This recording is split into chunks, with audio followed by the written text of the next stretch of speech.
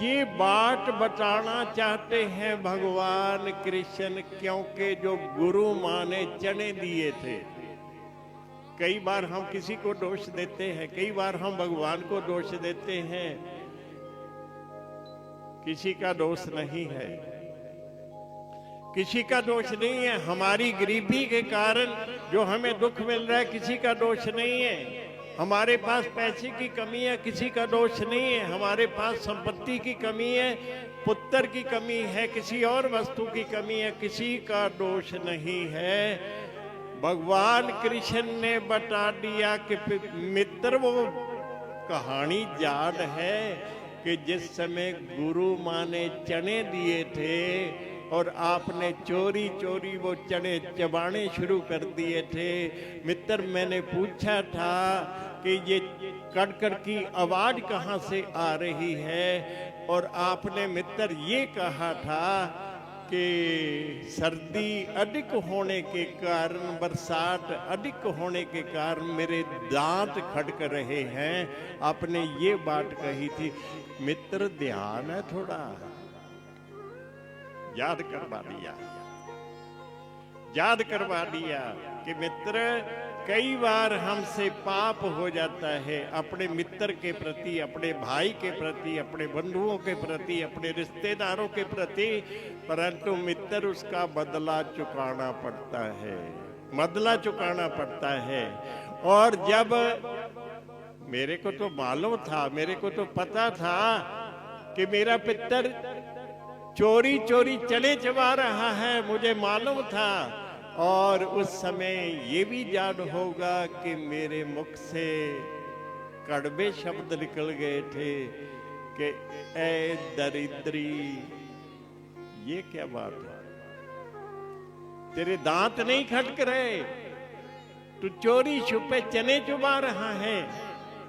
ये मेरे मुख से अच्छा नहीं हुआ, परंतु हो गया, विधाता की इच्छा हो गया। और शायद इसी का फल है मित्र, जो आज तेरी स्थिति है। अच्छा, छोड़ो बात।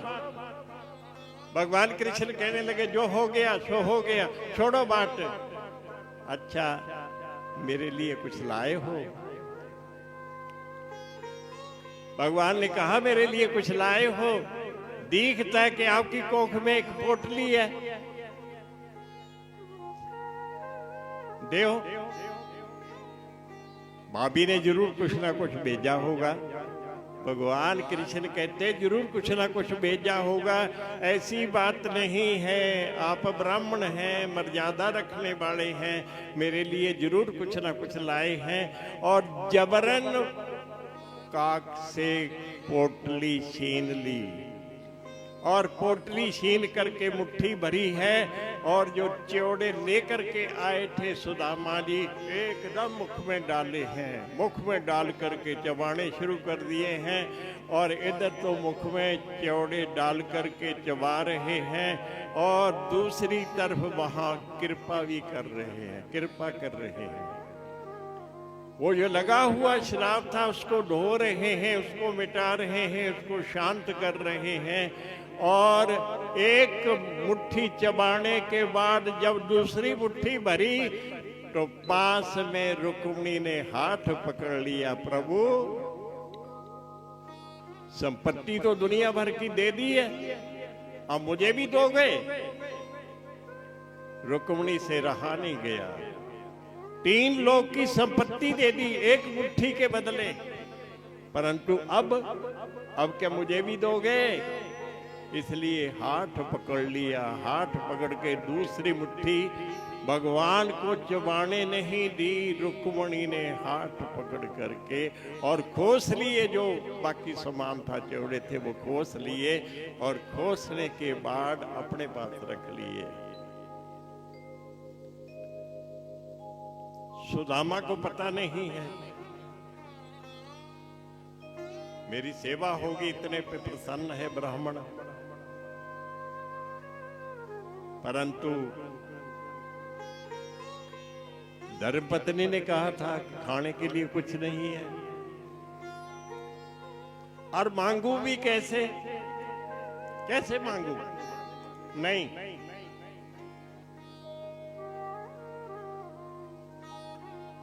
मैं नहीं मांग सकता,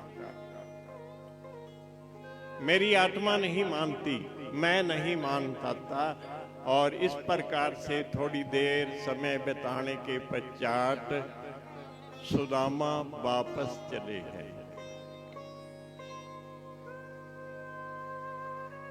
केवल जाने से पहले प्रार्थना की है, प्रभु मैं आपका था, मुझे अपना बनाए रखना। मांगा कुछ नहीं, पैसा नहीं मांगा, घर नहीं मांगा, जमीन जायदाद नहीं मांगी, परंतु क्या मांगा है?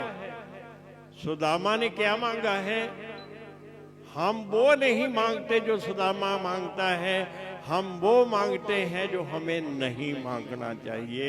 हम पैसा मांगेंगे, हम संपत्ति मांगेंगे, जमीन जायदाद मांगेंगे, परंतु सुदामा ने कुछ नहीं मांगा और केवल मांगी है तो भगवान की कृपा मांगी है। जो हमें उपदेश है कि हमें भी यदि समय मिले तो भगवान से क्या मांगना चाहिए, उसकी कृपा मांगनी चाहिए, उसकी दया मांगनी चाहिए। यदि उसकी दया हो जाए, उसकी कृपा हो जाए तो फिर कोई कमी नहीं है दुनिया के अंदर, सारियां कमियां समाप्त हो जाती हैं।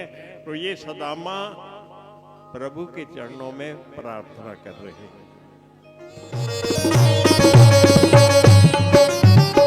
केसरिया शाम तिलक लगाए, शोभा मुकुट की बरनी न जाए, शोभा मुकुट की बरनी न जाए, शोभा मुकुट की बरनी न जाए। केसरिया शाम तिलक लगाए, शोभा मुकुट की बरनी न जाए, शोभा मुकुट की बरनी न जाए, शोभा मुकुट की बरनी न जाए।